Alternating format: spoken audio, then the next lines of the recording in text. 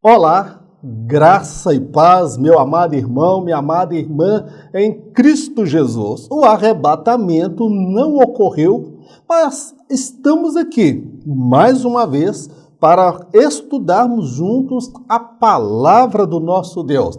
Para você que está chegando agora e não me conhece, eu sou o presbítero Mauro Lúcio e semanalmente estamos produzindo conteúdo para auxiliar os professores e professoras da Escola Bíblica Dominical. Seja muito bem-vindo a esse canal. Se você não é inscrito, se inscreva no canal, deixe o seu like, deixe um comentário, vai agregar muito. Se inscreva no canal, porque assim a plataforma vai te comunicar toda vez que nós estivermos colocando algum conteúdo aí no YouTube. Hoje nós iremos estudar a lição de número 7, o ministério de profeta. Texto base da lição encontra-se em 1 Coríntios, capítulo 12, versos 27 ao 29 e Efésios, capítulo 4, versos de 11 ao 13. Ora, vós sois o corpo de Cristo e seus membros em particular. E a uns pôs Deus na igreja, primeiramente apóstolos, em segundo lugar profetas, em terceiro doutores, depois milagres, depois dons de curar, socorros, governos, variedades de línguas. Porventura, são todos apóstolos? São todos profetas? São todos doutores? São todos operadores de milagres? E ele mesmo deu uns para apóstolos, e outros para profetas, e outros para evangelistas, e outros para pastores e doutores, querendo o aperfeiçoamento dos santos, para a boa obra do ministério, para a edificação do corpo de Cristo, até que todos cheguemos à unidade da fé e ao conhecimento do Filho de Deus, a varão perfeito, à medida da estatura completa de Cristo. Na lição de hoje, amados, nós vamos falar acerca do ministério profético enquanto dom. Existe a profecia enquanto dom, mas existe o profeta enquanto ministério. Nós vamos falar que os profetas, nos moldes do Antigo Testamento, eles teve o seu fim com João Batista. João Batista é o último dos profetas com os moldes, o padrão dos profetas do Antigo Testamento. A partir de então, do profeta João Batista, os próximos que viriam seriam os profetas que o Espírito Santo levantaria nos moldes da nova aliança. Então, aos profetas do Antigo Testamento, nos moldes do tempo da lei, e os profetas da nova aliança, nos moldes desta nova aliança, levantados também pelo Espírito Santo. Embora já haja diferença entre uns e outros, irmãos, nós precisamos compreender que as atribuições inerentes ao profeta da nova aliança é muito parecido com os profetas que falaram acerca da vinda do Messias. Qual a diferença entre ambos? Os profetas do tempo da lei, eles falaram acerca da vinda do Messias, do Cristo. Os profetas da nova aliança, levantados aí enquanto dom ministerial, eles falam acerca do Cristo, da doutrina de Cristo, o fundamento da igreja, a sã doutrina concernente ao Messias ressuscitado, que é o nosso Senhor Jesus. Então nós vamos compreender o que é o profeta enquanto dom ministerial. O profeta do Antigo Testamento.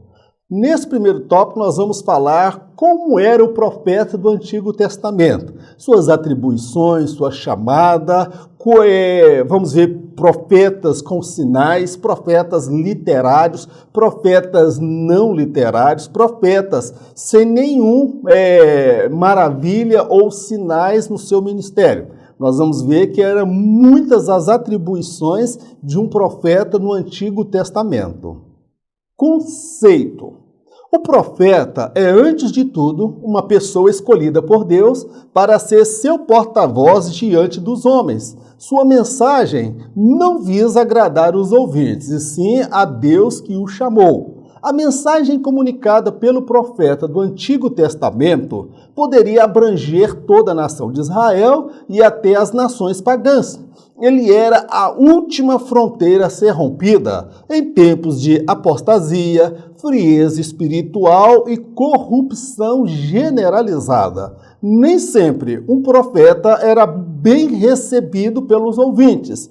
Por vezes, ele era humilhado, desprezado e até assassinado. Para falar aqui do conceito de profeta, o que é o profeta? É alguém que Deus tomou entre os homens para ser o seu porta-voz entre os homens. Por exemplo, o sacerdote, ele ouve o clamor do povo e direciona para Deus. O profeta, ele ouve de Deus e comunica ao povo. A mensagem do profeta, ela poderia ser local, regional, envolver toda a nação de Israel e até mesmo as nações pagãs, como nós vemos aí o profeta Jeremias e tantos outros profetas que falaram acerca das nações pagãs. Ele era, em tempos de apostasia, frieza espiritual, tempos de idolatria, de corrupção moral generalizada. O profeta era a última fronteira, porque era a ele que Deus confiava a autoridade e a legitimidade de falar em seu nome. Por ter uma palavra, às vezes, dura, nada agradável ao ouvido dos ouvintes, por vezes o profeta ele era perseguido, humilhado, preso, até assassinado. Então nós compreendemos que ser profeta não era, muitas vezes, nada agradável, ele colocaria a vida dele em risco para cumprir a vocação, a chamada daquele que o escolheu, que é o próprio Deus. O ofício. O profeta poderia receber do Senhor a capacidade de prever o futuro, operar maravilhas, revelar o oculto, falar mensagens espontâneas através do Espírito, ser usado para declarar a edificação e ou a destruição de uma nação. Enfim, as atribuições inerentes a este ofício eram vastas. Há profetas literários, os quais produziram conteúdo escrito, e os não literários, os quais nada escreveram. Há profetas cujo ministério foi marcado por sinais e maravilhas, e outros em que não se foi evidenciado nenhum sinal ou maravilha. Quando nós falamos de profeta no Antigo Testamento, sobre o papel, o trabalho, o ofício do profeta. O profeta, meu amado, ele poderia receber de Deus a capacidade de prever o futuro ou não. Era uma das características, mas nós vamos ver profetas que eles não predisseram o futuro, falaram acerca do juízo divino, o juízo vindouro. O profeta, ele pode ser usado por Deus para operar maravilhas, como foi o caso do ministério de Elias e o ministério de Eliseu. Ele pode ser usado por Deus para revelar o profundo e o oculto, como foi o caso de Elias e Eliseu no ministério deles. Eles podem falar mensagens espontâneas, dizendo, assim diz o Senhor, porque Deus falava por intermédio desses homens, nos lábios desses homens. Ele poderia ser usado também, meu amado, uma dos ofícios da atribuição era edificar ou até destruir declarar a ruína de uma nação, como foi o caso do profeta Ezequiel, que Deus falou que por intermédio dele ele iria o quê? Destruir nações. Ele falou também com Jeremias, que Deus estava colocando como um muro forte, como para edificar reinos e para derrubar reinos, destruir. Então, veja só, a autoridade, as atribuições que Deus delegou a estes homens eram vastas. Há profetas literários, como o profeta Isaías, o profeta Jeremias, o profeta Ezequiel e vários outros profetas. Mas também há os profetas que não são literários. O que isso quer dizer? Que eles não deixaram escritos. Alguém conta a sua história, como no caso de Elias. Elias, ele foi muito usado por Deus. E, de igual modo, Ezequiel. Se eu estiver um pouco enganado, acho que tem uma profecia de Eliseu registrada na Bíblia. Tá bom, meu querido? Agora, há profetas que nós precisamos compreender quando fala de ofício, há profetas que o ministério dele foi marcado por sinais, prodígios e maravilhas. Agora, a gente pega o profeta, por exemplo, Jeremias, e nós não vemos sinais, prodígios e maravilhas como vimos no profeta Elias e no profeta Eliseu. Então, o ofício do profeta, ele era diversificado, mas todos eles tinham uma coisa em comum: eles eram porta-vozes de Deus aqui entre os homens. O profetismo. Segundo o dicionário, trata-se de uma doutrina religiosa baseada nas predições dos profetas ou em um conjunto de profecias. Este termo é também usado para se referir a um período marcado pela intensa ação dos profetas em Israel. Estes, por sua vez, combatiam as injustiças sociais, o politeísmo, que é a crença em vários deuses, a idolatria, que era a adoração a deuses, e apregoavam a vinda do Messias prometido. Neste período, muitos profetas verdadeiros foram presos, torturados e assassinados. O profetismo, irmão, é uma palavra que não faz muito parte do nosso dicionário, do nosso dia a dia. Mas observa, segundo o dicionário, o profetismo é um conjunto de doutrinas religiosas baseado nas predições de profetas ou um conjunto de profecias. Isto aí é o profetismo. Mas dentro do segmento evangélico, esse período, ele é conhecido também, esse termo, ele se refere a um período da intensa ação dos profetas em Israel e em Judá, e em Israel, o reino do norte e o reino do sul. O que esses profetas defendiam? Qual era a bandeira deles? Bem, esses profetas, eles vinham a público denunciar as injustiças sociais, o politeísmo, que era o povo dividido em vários deuses, a idolatria, o povo se encurvando diante de imagem, de escultura. Eles apregoavam a vinda do Messias prometido. Esse período, conhecido como profetismo, nós vamos pegar aí o profeta Isaías, profeta Jeremias, profeta Ezequiel, Daniel e tantos profetas. Muitos desses, amados, como nós temos aí, segundo o relato da história, que Isaías foi cortado ao meio. Jeremias, ele foi morto quando profetizava no nome do Senhor. E vamos ver vários outros profetas que foram presos, torturados, assassinados por conta da palavra de Deus, da mensagem que pregavam. Esse período é conhecido como o profetismo. Amém, meu amado? O profeta no Novo Testamento. Falamos aqui do ofício, das atribuições, a característica do profeta no Antigo Testamento. E o profeta no Novo Testamento? Nós vamos ver que, junto com os apóstolos, os profetas, meu amado, eles foram o fundamento da fé cristã. A Bíblia vai falar da doutrina dos apóstolos e profetas.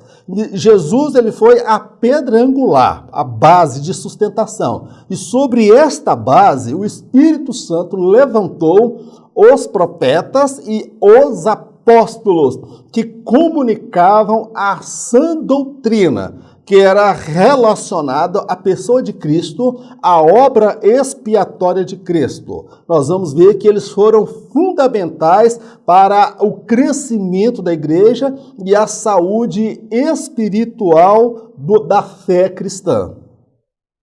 A importância do termo profeta no Novo Testamento.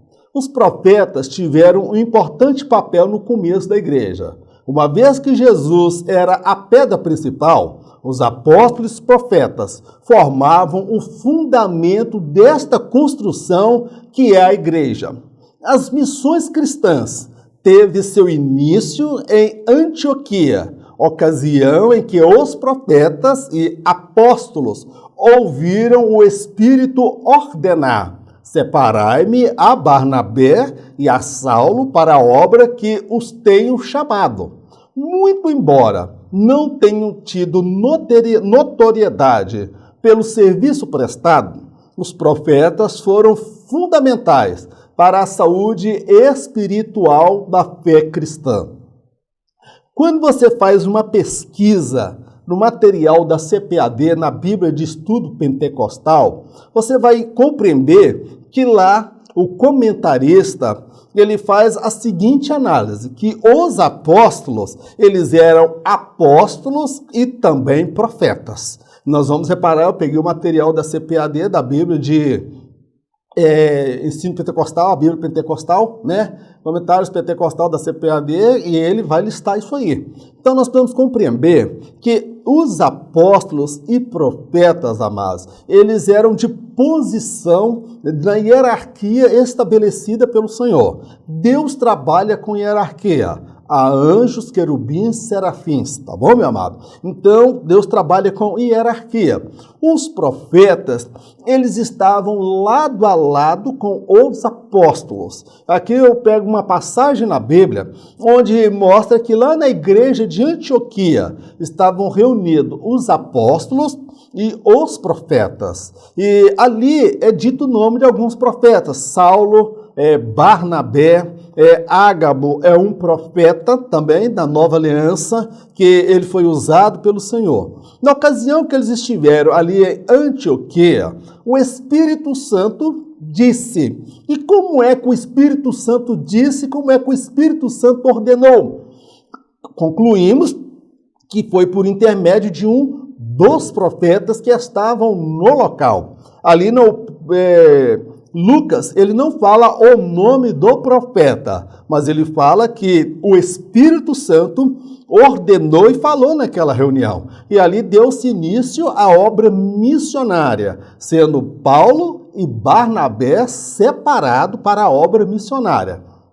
Agora, o trabalho dos profetas, vamos dizer assim, ele não teve tanta notoriedade pelo serviço que eles prestaram. Muitos passam quase que no anonimato. Mas quando nós estudamos, nós vamos compreender que esses profetas, eles foram fundamentais para a saúde espiritual da igreja cristã, da fé cristã.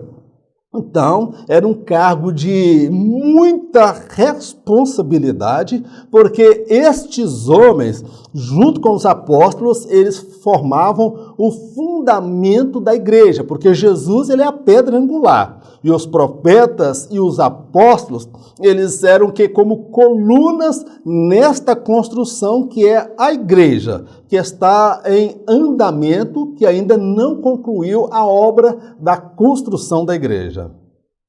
O ofício do profeta neotestamentário. Há muitas similaridades entre os profetas do tempo da lei e os do tempo da graça.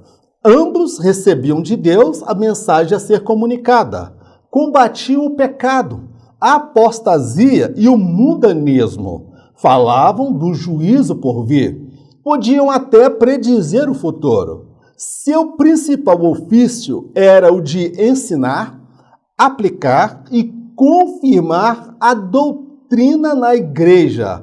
Eram também habilitados pelo Espírito a refutar as heresias e os falsos obreiros que se infiltravam no seio da igreja. Quando nós falamos do ofício do profeta neotestamentário, quando nós olhamos para os profetas do Antigo Testamento, do tempo da lei, está muito bem definido ali, ou seja, havia uma pluralidade do ofício dos profetas, tá bom, meu amado? E no tempo da graça, os profetas do tempo da graça, olha só algumas similaridades, tanto do Antigo como do Novo Testamento, do tempo da lei e o tempo da graça. Olha as similaridades. Primeiro, eles entregavam e recebiam de Deus a mensagem a ser comunicada. O Espírito falava diretamente por intermédio desses homens, como foi no Antigo Testamento. Ambos combatiam o pecado, tanto na igreja como fora dos domínios da igreja. Combatiam também a apostasia e o mundanismo dentro da igreja. Falavam do juízo por vir, tanto no tempo da lei como no tempo da graça. E tanto no tempo da lei como no tempo da graça, estes profetas, eles podiam até predizer o futuro, como foi o caso do profeta Ágabo. Dentre as suas funções, o principal ofício do profeta na nova aliança era ensinar, aplicar e confirmar a sã doutrina que eles receberam do Senhor, receberam dos apóstolos. Então, tanto o apóstolo como o profeta, eles tinham essa responsabilidade de ensinar, aplicar e confirmar a doutrina cristã. Eles eram também habilitados pelo Espírito para refutar e desmascarar as mentiras, as heresias, a perversão da sã doutrina. Esses homens, junto com os apóstolos, eles eram os guardiães da sã doutrina. E outra coisa, eles eram usados também para o quê? Confrontar os falsos obreiros que se infiltravam no seio da igreja. Então, esses homens, eles eram fundamentais para o crescimento da igreja e a aplicação, o ensino da sã doutrina, como temos nos nossos dias. Objetivo do dom de profeta. Muitas são as atribuições inerentes ao profeta na obra de Deus. Faz-se necessário pontuar que nem sempre ele irá prever o futuro, mas sua mensagem falará acerca do juízo vindouro. Semelhante a João Batista, ele preparará os corações e as mentes para a volta do Senhor. Com intrepidez e ousadia, confrontará as várias formas do pecado, seja na igreja ou fora dela. Sua pregação ecoará para fora dos domínios da igreja e denunciará as injustiças sociais e a tirania dos homens maus. Quando nós falamos aqui o objetivo do dom ministerial do profeta, nós olhamos lá para o modelo do profeta no Antigo Testamento e vemos que há uma grande similaridade também quanto ao objetivo desse dom ministerial. Observe, existe a profecia enquanto dom, o dom de profecia, que vamos dizer assim, sem querer diminuir ninguém, é para a membresia, para os leigos, enquanto que o profeta, enquanto o ministério, já é para a liderança, homens a quem Deus chamou para o ministério. Estes homens, amados, nós precisamos compreender, muitas vezes nós temos a ideia do profeta que vai predizer o futuro, desvendar enigmas de sinais e prodígios. Não há nenhuma cura atribuída a João Batista, não há nenhum milagre atribuído a João Batista. Precisamos compreender que o objetivo principal do profeta é preparar, semelhante que foi João Batista, preparar as mentes e os corações para a volta do Senhor Jesus. João Batista, ele foi responsável de preparar a mente e os corações para o arrependimento, para a vinda do Messias. Então, o profeta na Nova Aliança, um dos objetivos fundamentais é preparar a igreja para o encontro com o Senhor e preparar o mundo pregando a mensagem. Porque a mensagem do profeta na nova aliança, ela não fica retida somente dentro dos domínios da igreja. Ele é usado por Deus para denunciar o pecado dentro da casa de Deus, as várias formas do pecado dentro da casa de Deus. O profeta, ele tem compromisso com aquele que o chamou, e o profeta, ele virá com ousadia e com intrepidez, confrontando o pecado na sociedade. Porque a mensagem do profeta, ela é para crentes e descrentes. Ele vai confrontar os tiranos, os homens maus, as pessoas que perpetuam a sua maldade, pervertem a lei e o direito dos mais frágeis, dos mais, vamos dizer assim, os mais carentes e dependentes. Então, a mensagem do profeta, meu amado, ela não é somente uma mensagem para a igreja, é uma mensagem para o mundo. Então, nós vemos aí qual o objetivo desse ministério. Então, é preparar a igreja, a mente e os corações para a volta de Jesus. Mas o profeta também, ele vai confrontar o pecado e as ideologias e filosofias contrárias à fé cristã.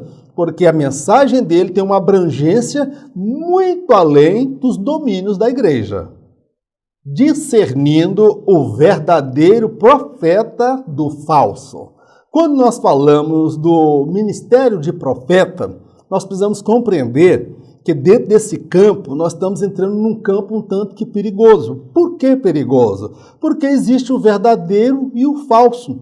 Existe o verdadeiro profeta e o falso profeta. E como avaliar se um é verdadeiro ou se não é verdadeiro? Jesus, ele traz alguns elementos, algumas orientações, além do discernimento de espíritos, para nós atestarmos se de fato o profeta procede de Deus ou se não procede do Senhor.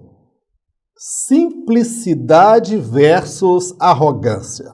O discernimento de espíritos possibilita identificar um falso profeta, mas há outras evidências que tornam possível esta identificação, pois o caráter de uma pessoa revela sua verdadeira essência. A humildade está impregnada em um verdadeiro profeta. Já o falso pode até tentar simular uma aparência de piedade, mas é impossível mascarar uma natureza egoísta, arrogante, soberba, oportunista e gananciosa. Um falso profeta sempre prioriza seus interesses pessoais em detrimento de uma coletividade. Temos aí dois referenciais, dois parâmetros antagônicos: a simplicidade versus a arrogância. Jesus disse: aprendei de mim que sou humilde e de coração. Aprendei de mim que sou manso e humilde de coração. Uma das características de um verdadeiro profeta, meu amado, é a simplicidade, é a humildade. Ele não é contador de vantagem, ele não é exaltado, ele não é presunçoso, ele não é arrogante. Quando você vê pessoas arrogantes, presunçosas, meu querido, cuidado. Pode ter uma boa oratória, pode ter uma boa palavra, pode ter um bom conhecimento bíblico, mas observa, o caráter de uma pessoa e não as palavras. O que vai identificar uma pessoa não é o que ela fala, é o caráter daquela pessoa, vai revelar a sua verdadeira essência. Um profeta verdadeiro, nós conhecemos ele, meu amado, a partir da sua humildade, a partir da sua simplicidade. Há pessoas que eu gosto de ouvir pregar, há pessoas que não são nem da nossa instituição, há pessoas que eu amo por causa da ética, a postura respeitosa e a modéstia. Agora, meu amado, nossa instituição, nós temos muitas pessoas altivas, arrogantes e soberbas. Um falso profeta, ele tenta, meu amado, até apresentar uma imagem de piedade, uma aparência de piedade. Pisa no calo dele para você ver. Nós não conhecemos um profeta a partir da mensagem que ele está pregando, meu amado. Então nós precisamos analisar qual é o caráter dele, qual é a natureza dele. Sabe por quê?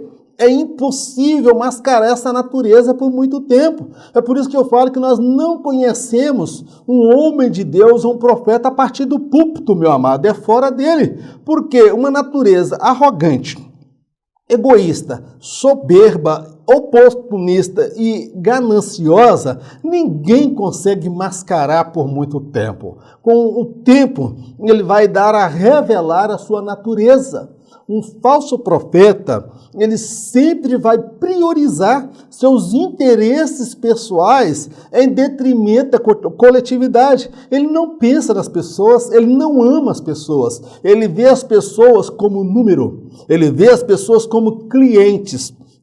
Ele vê a pessoa como uma ponte para ele chegar até o seu objetivo. O verdadeiro profeta, ele vai abrir mão dos seus interesses pessoais por conta da coletividade, como foi o caso de Paulo. Paulo abriu mão do salário, abriu mão de muitas coisas para ganhar a igreja, para dar um bom testemunho, para que ninguém falasse que ele estava pregando a Cristo por conta de dinheiro. Ele abriu mão do seu direito de apóstolo para não causar escândalo.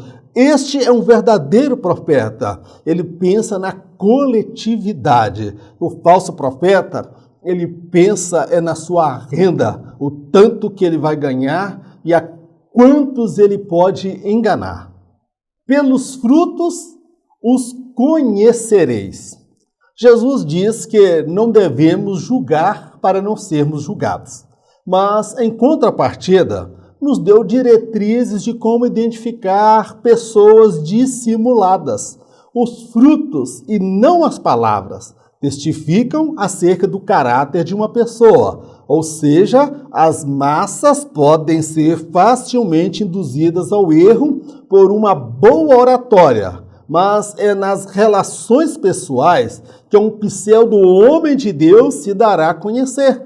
Nem sempre será possível atestar o caráter de uma pessoa a partir do púlpito de uma igreja, mas é fora dele que esta se dará a conhecer. Meu amado, a bananeira só dá banana. Vamos dizer assim, o pé de uva só dá uva. Então Jesus disse, olha, pelos seus frutos vocês conhecerão. Os frutos não é a palavra. Não se conhece um verdadeiro homem de Deus, uma mulher de Deus, a partir de uma pregação, amado. Sabe por quê? Ele pode ser uma pessoa dissimulada, uma pessoa que aprendeu a mexer com as emoções das pessoas. É por isso que as massas e multidões podem ser enganadas. Elas podem ser aqueles cultos espetáculos, aqueles cultos de sensacionalismo, de emoção, quando alguém diz que viu o anjo entrando na igreja, que o anjo desceu com a chave. Meu irmão, não precisa de alguém falar que tem um anjo na igreja, que a Bíblia já fala acerca disso. Eu vejo Jesus entrando. Jesus, ele está presente onde tiver dois ou mais reunidos. Então, não é por aí que nós conhecemos um homem de Deus, a partir do púlpito, não, meu amado. Jesus mandou que nós olhássemos para os frutos dessa pessoa. E você só conhece o fruto nos bastidores, nas relações interpessoais. Então, o povo de Deus, muitas vezes, amado, é manipulado, é enganado por aquelas pessoas que caem de paraquedas lá na igreja, no púlpito da igreja, que passa 2, 3 dias profetizando bênção, vitória, trazendo uma mensagem que amassageia o ego do pecador, o ego do crente carnal, e todo mundo fala, estamos aí diante de um grande homem de Deus. Por quê? Esses homens aprenderam, amados, a manipular as emoções a partir de uma boa oratória, uma entonação de voz, se tratando do principalmente, nada como não resta a menor dúvida. E voltando aos entrepostos do porém, a irmã olha lá, rapaz, Rapaz, esse homem fala cada palavra difícil, que autoridade, meu irmão. Não se deixe iludir por uma boa oratória, tá bom? É nas relações sociais é que nós vamos conhecer o pseudo-homem de Deus. Procura saber como é o casamento dele, como é o testemunho dele na igreja. Liga para a igreja dele, procurar saber quem é ele, meu amado. Muitos não têm nem pastor, muitos nem sequer congregam, muitos levam a secretária para o hotel onde está hospedado, e só Deus sabe o que acontece lá, meu amado. Então é por isso que eu falo que não é possível a gente conhecer um homem, meu amado, um homem de Deus, o caráter de um homem de Deus a partir do púlpito de uma igreja. Ali a pessoa pode ser dissimulada, ela pode induzir as pessoas ao erro, ela pode querer mostrar uma aparência de piedade e humildade que não tem nada de humildade ali. É fora do púlpito, é que nós conhecemos uma pessoa, nós não podemos julgar. Jesus disse, não julgar para não sermos julgados. Mas ele falou que pelos frutos nós podemos definir quem é a pessoa. Então, meu amado, vamos ficar antenados. Não vai engolindo. Qualquer glória a Deus, aleluia, manto de Menegheve, ripa no balai, bala house, não, tá, meu amado? Tenha discernimento espiritual e analisa o pseudo aí, se o bendito, se é de Deus ou se não é, tá bom, meu amado? Não é pecado, não. Devemos fazer prova com Deus. Ainda sobre o falso profeta. Muitos falsos profetas se assemelham a um relógio quebrado, pois, mesmo estando com defeito, este pode acertar as horas pelo menos 2 vezes por dia. A arte do engano destes obreiros fraudulentos nem sempre é conhecida de todos. Eles podem até pregar uma verdade em dado momento. Todavia, isso não quer dizer que estejam de fato sendo usados pelo Espírito. A jovem que seguia a Paulo e Silas declarou puras verdades. Todavia, ela estava possessa de um espírito demoníaco que visava enganar as pessoas. Falando ainda sobre o falso profeta, meu amado, eu uso aqui uma metáfora do relógio quebrado. Imagina um relógio quebrado que parou de funcionar 3 horas da tarde. Esse relógio, mesmo quebrado, ele vai acertar as horas pelo menos 2 vezes por dia. Ele vai acertar as horas 3 horas da tarde, ele vai acertar as horas 3 horas da manhã. O que eu quero dizer com isso? Que muitos profetas são como um relógio quebrado, que mesmo estando com defeito, ele pode acertar as horas 2 vezes por dia. Alguém, meu amado, com a arte do engano desses obreiros fraudulentos, nem sempre é conhecido de todo as artimanhas desses obreiros que se passam como profetas, pregadores, com a agenda cheia, com a agenda aberta para pregar na igreja, para levar muito dinheiro, né? Ou com a pandemia diminuiu um pouco o trabalho dessas pessoas aí. Eles podem até pregar uma verdade em dado momento, é verdade. Eles vão pregar uma verdade em dado momento, mas pregar uma verdade em dado momento não quer dizer que eles estejam sendo de fato usados pelo Espírito Santo de Deus. Por isso que nós devemos fazer prova, meu amado, descobrir as artimanhas desses obreiros fraudulentos, porque eles podem pregar uma verdade em dado momento, de acordo com o que está na Bíblia, mas não significa que a vida dele condiz com a mensagem que ele está pregando. Lembra do relógio quebrado. Mesmo quebrado, ele acerta as horas 2 vezes por dia. Esses obreiros se assemelham a esse relógio quebrado. Eu faço uma análise aqui, aquela jovem que seguia Paulo e Silas, fala, olha, estes homens que estão entre vós, vos anunciam o caminho da salvação, são servos do Deus Altíssimo. Ela estava falando a mais pura verdade, ela proferiu puras verdades. Todavia, o espírito que estava nela era um espírito demoníaco, que visava enganar as pessoas. E Paulo, discernindo aquilo que era um demônio, ele repreendeu e o demônio saiu. Então, compreenda, até os demônios, até o diabo pode falar uma verdade. Mas aquela verdade não quer dizer que ele anda na verdade. Ele declara, até quando ele fala uma verdade, O objetivo é induzir as pessoas ao erro e ao engano. Então, meu amado, vamos fazer prova para não sermos enganados. Não vamos deixar levar por uma pregação sensacionalista, aqueles obreiros fraudulentos. Vamos fazer prova com Deus, amados. Nem todo aquele que diz Senhor, Senhor, herdará o reino dos céus, tá bom? Aquela jovem possessa, endemoniada, proferiu puras verdades, mas nem por isso o Espírito Santo estava falando no intermédio da vida daquela moça, que ele era demônio. Meu amado, minha amada irmã, estamos encerrando aqui a nossa lição de hoje, a lição de número 7, o ministério profético ou o ministério do profeta. São muitos questionamentos, muitas perguntas, e eu não tenho a finalidade de trazer a última palavra no assunto.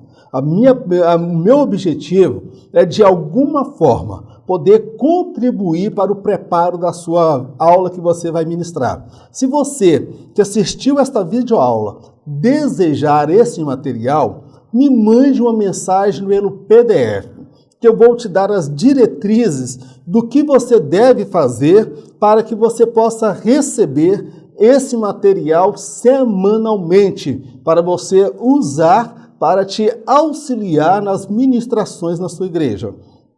Eu tenho pedido ao Senhor para que Deus levante 300 pessoas, mantenedores desse canal. Estamos produzindo conteúdo durante a semana, fazendo lives no domingo pela manhã às 9 horas, sexta-feira às 20 horas, estamos ministrando estudos acerca da volta de Jesus. Podemos ampliar muito esse projeto, mas eu dependo do seu apoio, eu dependo da sua ajuda, meu amado, tanto em oração como em recursos. Se estiver ao seu alcance e você compreender que esta obra é de Deus, ajude-nos a prosseguir com esse trabalho e ampliar ainda mais esse projeto. Vamos orar ao nosso Deus? Eterno Deus, nós te agradecemos por mais esta oportunidade de aprendermos a Tua palavra. A Ti toda a honra, toda a glória, todo louvor e toda adoração. Meu Deus, levanta no nosso meio, na nossa geração, homens com essa chamada profética, para serem profetas no tempo da graça, Senhor, com autoridade para ensinar a sã doutrina, para refutar as heresias. Homens que sejam usados pelo Teu Espírito, com autoridade, com poder, para comunicar a verdade do Senhor. Prepara a Tua igreja para o encontro com o Senhor. Santifica o Teu povo para a Tua volta, Senhor. Fica conosco, dá-nos a Tua bênção, pois assim te pedimos agradecidos no nome de Jesus. Amém. Que o grande amor de Deus, a graça do nosso Senhor e Salvador Jesus Cristo, as doces consolações do Espírito Santo de Deus, seja com todo o povo de Deus, não somente hoje, mas para todos sempre. Em nome de Jesus, amém. Glórias a Deus. Tenho para você uma má notícia. Não vou ministrar a lição de número 8.